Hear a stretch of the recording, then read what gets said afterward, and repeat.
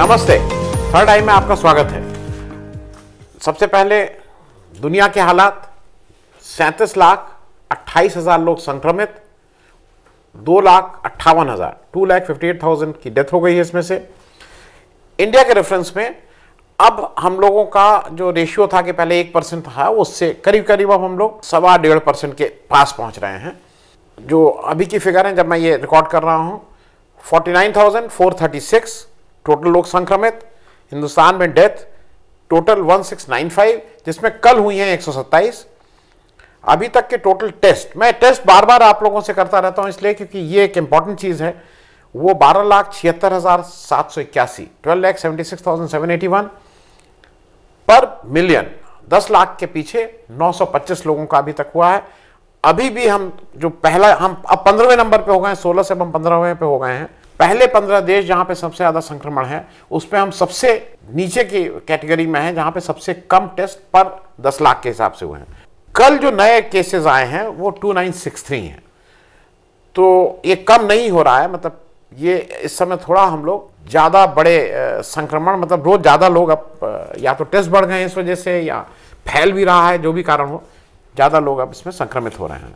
एक चीज मैं आज मेन अभी माइग्रेंट लेबर की बात करने से पहले थोड़ा एक बात और कर लूं, क्योंकि सारी चीजें एक दूसरे से गड़बड़ है, मिली हुई हैं। आज हम लोग थोड़ी बात कर लें पुलित्जर प्राइज की। ये पुलित्जर प्राइज जो है, ये जोसेफ पुलित्जर थे, बड़े पब्लिशर थे, मीडिया के आदमी थे। 1911 में जब इनकी मृत्यु हुई, इन्होंने एक काफी पैसा छोड़ दिया और इन्होंने कहा कि, और कोलंबिया यूनिवर्सिटी से कहा कि भाई आप एक बेहतरीन लोगों को दुनिया के जर्नलिज्म की फील्ड में आप इसमें सम्मान देंगे। ये 1917 में पहली बार शुरू हुआ था और आज 100 साल से पुराना सम्मान है। इसकी टोटल 21 कैटेगरीज होती हैं, 14 कैटेगरीज जर्नलिज्म की होती हैं, रिपोर्टिंग, फोटोग्राफी, अलग अलग विषय हैं। 6 कैटेगरीज इसकी लिटर और ड्रामा पे होती है और 1 कैटेगरी इसकी म्यूजिक पे होती है। लेकिन ये जो 7 कैटेगरीज मैंने बात की बताई इस 14 के अलावा, ये प्राइमरली अमेरिकन, मतलब अमेरिकन थीम पे या अमेरिकन लोगों के लिए ये वो नहीं है। लेकिन बाकी जो 14 वो इंटरनेशनली खोले रहते हैं। इंटरनेशनली बड़ी बात मानी जाती है पुलित्जर अवार्ड से सम्मानित।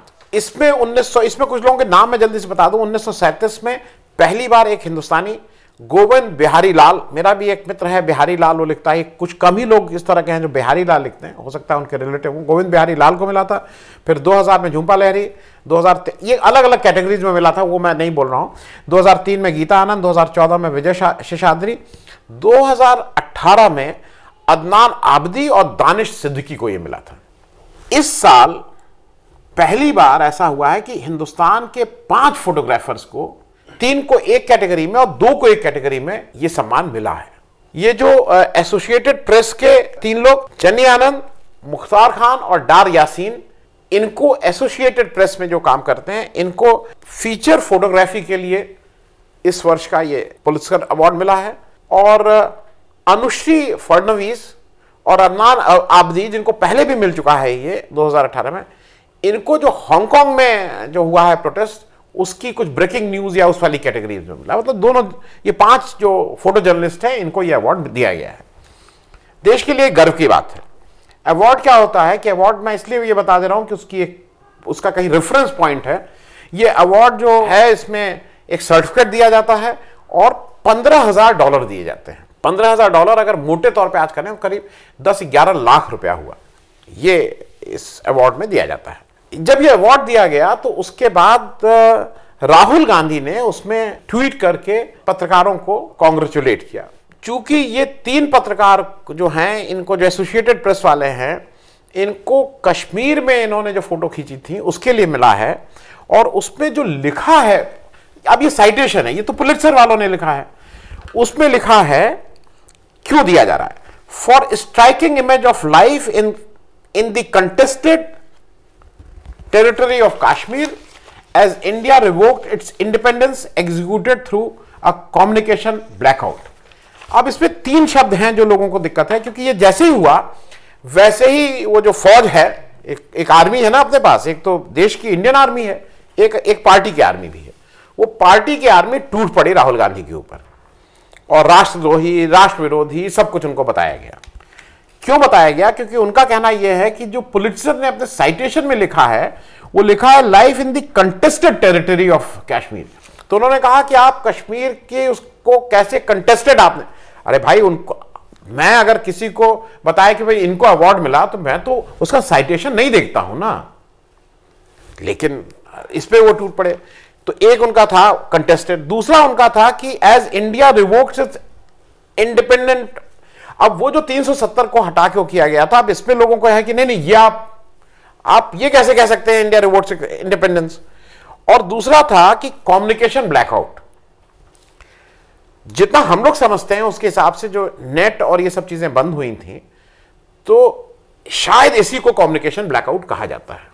ये इसलिए आवश्यक है कि देश के 3 वो हैं जो आपके अपने देश के लोग हैं, जर्नलिस्ट हैं, इस्टेब्लिश्ड लोग हैं, और जो एसोसिएटेड प्रेस के जो 2 हैं, डार यासीन, और इनको पहले भी मतलब इंटरनेशनली अक्लेम्ड फोटोग्राफर्स हैं भाई, इनको बड़े बड़े पुरस्कार पहले भी दिए जा चुके हैं। अब इनको आप सिर्फ इसलिए कि राहुल गांधी ने कांग्रेचुलेट कर दिया, आप इनको एक तरह से देश निकाला दे रहे हैं, ये बिल्कुल किसी लायक और ये हैं देशद्रोही।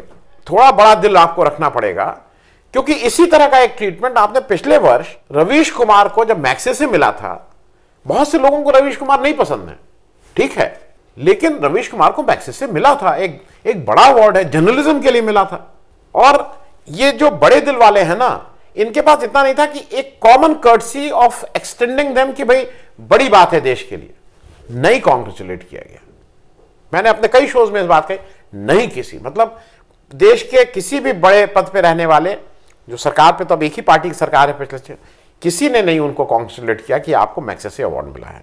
और इस रेफरेंस में मैं 2 बातें कहूंगा। पहली बात कि अगर ये आप, जैसे एक होता ना आजकल एक टर्म यूज किया जा रहा है अवार्ड वापसी गैंग, तो अवार्ड वापसी गैंग के लीडर आपको पता है कौन होते हैं? अगर आज कोई एक टीम बनाई जाए ऑल टाइम ग्रेट, तो उसके नेता कौन होंगे?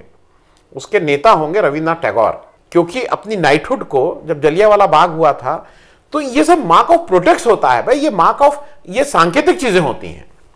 और दूसरा, जो आज राइटिंग में कह रहे हैं ना कि ये कैसा लिखा और उन्होंने क्या लिखा, तो ये जो राष्ट्रद्रोही बोले जा रहे हैं, जो पत्रकार या देशद्रोही बोले जा रहे हैं, तो इनकी भी अगर एक कोई टीम बनेगी ऑल टाइम, उसके जो लीडर होंगे या जो उसके मैनेजिंग डायरेक्टर होंगे या उसके सबसे बड़े पद पे होंगे, वो लोकमान्य बाल गंगाधर तिलक ही होंगे। क्योंकि 1896 में 1896 में जब उन्होंने लिखा केसरी में, तो उसको उस समय की हुकूमत ने सेडिशन माना, राजद्रोह माना, और उनको 1.5 साल की सजा दी गई। तो ये तो देखने का नजरिया है आपका, किस नंबर का चश्मा आप पहने हैं। एक लेकिन इंटरेस्टिंग चीज इसके साथ हुई, मैं आप सब लोगों से एक आग्रह करूंगा, जो मुझे मानते हैं कि मैं एक कोई तथ्य की चीजें करता हूं। मेरा एक एपिसोड 129 है, याद रख लीजिए, एपिसोड 129, 129 कॉटलर प्राइज एक दिया गया था, प्रेसिडेंशियल अवार्ड या क्या करके, उसके ऊपर है। मेरा आपसे आग्रह है, उसको प्लीज देख लीजिएगा, बहुत सी चीजें आपकी क्लियर होंगी।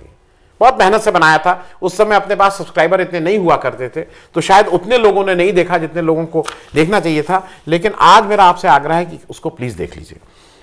एक मिनट में उसकी समरी बता दूं। कॉटलर अवार्ड 2017 में हिंदुस्तान में पहली बार दिया गया, उसका प्रेसिडेंशियल अवार्ड हमारे प्रधानमंत्री जी को दिया गया।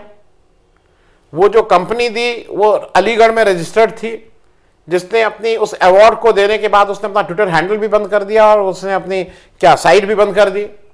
उस कंपनी की अथराइज कैपिटल 10 लाख रुपए, अथराइज, पेड अप 1 लाख रुपए। उस कंपनी के जो तौसीफ साहब थे, जब उनसे दी वायर वालों ने फोन करके पूछा कि भाई आपने ये, आपकी जूरी कौन थी या, तो उन्होंने कहा कि नहीं, it is a confidential award. मतलब एक कॉटलर का प्रेसिडेंशियल अवार्ड कॉन्फिडेंशियल अवार्ड था। आप देखिएगा, आपको अच्छा लगेगा वो एपिसोड, मेरा आपसे आग्रह है। वहां पे जब वो हमारे बड़े साहब को अवार्ड दिया गया था, तो सारे मंत्री मतलब एक दूसरे के ऊपर ना, लाइफ टाइम अचीवमेंट दुनिया को दिखा दिया क्या। और वो कॉटलर अवार्ड सिर्फ हमें एक ही आदमी को दिया गया था, और यहीं के 2017 की कंपनी हुई। वो कैसे कैसे हुआ वो उसमें देख लीजिएगा। अब हम आ जा रहे हैं माइग्रेंट लेबर की बात पे, क्योंकि वो अगर मैं नहीं करूंगा तो शायद मैं अपने सामाजिक दायित्व को नहीं निभा रहा हूं। पहले एक चीज समझ लीजिए, मिनिस्ट्री ऑफ रेलवेज का पहले एक अलग बजट हुआ करता था, अब वो सेंट्रल बजट के साथ है। तो गवर्नमेंट ऑफ इंडिया जब की बात होती है तो हम ये मान के चल रहे हैं गवर्नमेंट ऑफ इंडिया और इंडियन रेलवेज एक बात है। 2 मई को मिनिस्ट्री ऑफ रेलवेज के एक एग्जीक्यूटिव डायरेक्टर कोचिंग की तरफ से एक सर्कुलर निकला है 2 पेज का, वो जिसमें प्रोसीजर बताया गया है कि कैसे कैसे ये ट्रेन का संचालन होगा। जो स्टेट गवर्नमेंट जहां से ये माइग्रेंट लेबर को लाना है उनका परमिशन होगी, जहां पे जाना है उनकी परमिशन होगी, ट्रेन कहीं रुकेगी नहीं, वो डिटेलिंग है, मतलब उसका टोटल एसओपी है। और उसमें यह भी है 11वें पॉइंट में कि इसका किराया आप कैसे वसूलेंगे।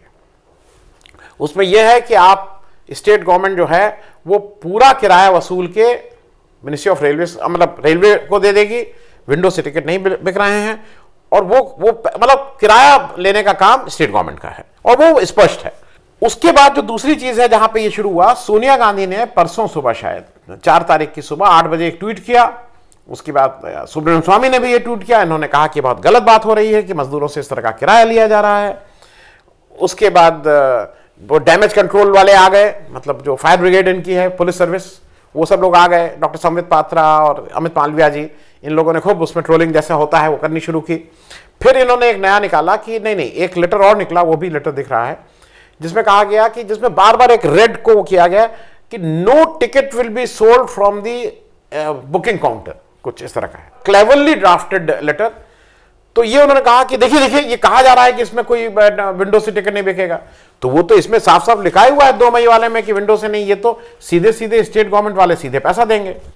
फिर एक नई थ्योरी शुरू हुई और एक नया वो आया कि इसमें 85% सेंट्रल गवर्नमेंट देगी, 15% स्टेट गवर्नमेंट देंगे। और इसके जितने मतलब मुझे भी ट्रोल हुए हैं, एक सज्जन एक चौकी इंचार्ज मेरे यहां भी आते हैं हर शो में, उन्होंने बताना शुरू किया कि 15% स्टेट गवर्नमेंट वाले नहीं दिए, बड़े वो हैं और हम लोग तो अपना 85% सेंट्रल गवर्नमेंट दे ही रही है। कहां दे रही है, कैसे दे रही है, क्या नहीं। अब ये फिर ओवर टाइम चल रहा है मामला कि कैसे इसको जस्टिफाई किया जाए। अब एक नया आज की तारीख से शुरू हुआ है कि ये 85% और 15% क्या है, क्योंकि बार बार पूछा जा रहा था भाई किससे कहा गया, किसने कहा, कौन दे रहा है पैसा, कहां 85%। तो एक नया आज की तारीख में एक्सप्लेनेशन आया है उसका, और इसको अगर आप बहुत से कहिए तो एक तर्क नहीं आया है, कुतर्क आया है। जरा कुतर्क सुन लीजिए क्या है। पहली चीज रेलवे कह रही है 1 मई से 5 मई तक उसने टोटल 67 ट्रेनें चलाई हैं, 70,000 माइग्रेंट लेबर को इसमें लाए हैं और कुल करीब 50 करोड़ रुपया खर्च हुआ है। फिर एक एक्चुअल फिगर रेलवे दे रही है जिसमें वो कह रही है कि जो पहली इसमें से 34 ट्रेन चली हैं, 34 ट्रेन, उसका टोटल एक्सपेंस 34 करोड़ था। 15% के हिसाब से जो हमें कलेक्शन मिला है वो 3.5 करोड़ मिला है। अब रेलवे का आर्गुमेंट यह है कि हम रेलवे को पूरी कैपेसिटी से नहीं चला रहे हैं, हम 1200 बर्थों को एक पूरे रेक में बुक कर रहे हैं। अगर ये रेक होता तो शायद ये 2000 से 2400 होता, हम इसको 2400 मान ले रहे हैं कि 50% ही पे चला रहे हैं। तो 50% की हम कॉस्ट, मतलब 50% जो है 1200 सीट है उनकी हम कॉस्ट ले रहे हैं, जो टिकट नॉर्मल टिकट लगता है वो और सुपरफास्ट चार्जेस लेके। अब इनके आर्गुमेंट से जरा एक बात ये निकलती है कि अगर ये 3.5 करोड़ रुपए इनको मिले हैं, विच इज रफली 15%, पहले 34 ट्रेनों की बात कर रहा हूं। अब अगर ये थोड़ी देर के लिए मान लीजिए कि इसमें पूरी कैपेसिटी होती, सोशल डिस्टेंसिंग नहीं होती, तो 3.5 की जगह 7 करोड़ रुपया होता रेलवे का। जो रेलवे के टिकट नॉर्मल बिकते हैं उसमें 7 करोड़ रुपया होता है। रेलवे का कहना है कि मेरा खर्च आया है 24 करोड़ रुपए, जो करीब करीब 70% है। अगर पूरा 7 करोड़ मिलता, मान लीजिए सारे लोग यात्रा कर रहे होते फुल कैपेसिटी, तो रेलवे का यह कहना है कि मैं जब एक ट्रेन चलाता हूं तो मुझे करीब 70% का ऑपरेशनल लॉस होता है। तो भाई ये ऑपरेशनल लॉस अगर आपको हो रहा है तो पिछले 70 साल से हो रहा है, ये कोई आज से तो शुरू नहीं हुआ है। एक ट्रेन चलाने में अगर 50% कैपेसिटी के साथ आपका 85% आपका वो है, 15% पैसेंजर दे रहा है, तो अगर फुल कैपेसिटी होती तो 15 का 30% हो जाता, 70% रेलवे की सब्सिडी होती। तो इसका मतलब ये तो पिछले 70 साल से चल रहा है। तो आपको आज ही याद आ रहा है कि माइग्रेंट लेबर से पैसा लेना है, उससे पहले ये याद नहीं था। और आज जब उनके पेट में जब रोटी नहीं है तो आप उनसे ये पैसा ले रहे हैं। 2 चीजें हैं जल्दी से। पहली चीज कि आज सुबह ही जो ओवरसीज से हम लोग ला रहे हैं लोगों को, हवाई जहाज और पानी के जहाज से, उसकी क्लियर कट गाइडलाइंस आ गई। उन्होंने बताया है कि जो जो आएंगे अप्लाई करिए। 12,000 बांग्लादेश से, और दुबई से शायद, या सऊदी से 15,000, यूरोप से 50,000, अमेरिका से 1 लाख, सब उनके आ गए और कैसे कैसे करिए। भाई अगर ये बात थी तो आप इसमें भी बताते। आप अगर दोनों को एक तराजू से तौलना चाह रहे हैं, हवाई जहाज से चलने वालों को और उस माइग्रेंट लेबर को, तो ठीक है, लेकिन आप क्लियर कट इसमें इंस्ट्रक्शन दिए होते। और ये सब कंफ्यूजन की 85% 15% फलाना है, और ये सब क्यों कर रहे हैं आप? अंतिम बात कि ये जो पीएम केयर फंड आपने एक किया है, जिसमें कहा गया था कि पहले ही हफ्ते में 6,500 करोड़ आ गए थे, वो किस दिन के लिए रखे हैं? अगर इन माइग्रेंट्स को जाने में 200-400 करोड़ रुपए लग जाते तो वो किस लिए था? वो और किसके लिए है? मेरे ख्याल में अगर कोई ये आपसे मांग रहा है जवाब, तो कोई गलत नहीं मांग रहा है। मतलब मैं कम से कम इस पूरे एपिसोड में जिस तरह से मजदूरों से जो बात हुई है, और मैं इसलिए दुखी हूं कि जिसको कहते हैं कि ऊपर वाली की जो मजदूर की आह होती है ना, ये देश के लिए ठीक नहीं है। किसान की, मजदूर की हम लोग आह ले रहे हैं इस समय। एज अ देश हम लोगों की, मतलब हमारी तो नजरें नीचे झुकी ही हैं। मैं जहां रहता हूं सामने से मेन रोड जाती है। मैं आज सुबह की बात कर रहा हूं, आज सुबह, बुधवार के रोज सुबह को, सुबह से लगातार लोग थैला लेके, वो लेके, प्लास्टिक का वो झोला, गठरी सिर पे रख के चले जा रहे हैं, पैदल चले जा रहे हैं। ये ग्राउंड रियलिटी है, आप मत मानिए। चलिए, घर पे रहिए, स्वस्थ रहिए। कल शाम को फिर 5 बजे लाइव में मुलाकात होगी। तब तक के लिए बहुत बहुत धन्यवाद। आपको हमारा ये कार्यक्रम अच्छा लगा तो कृपया सब्सक्राइब करें और साथ में वो छोटी घंटी भी दबा दें, जिससे आपको जब भी कोई नया वीडियो, नया एपिसोड अपलोड हो तो आपको उसकी सूचना मिल जाए। धन्यवाद।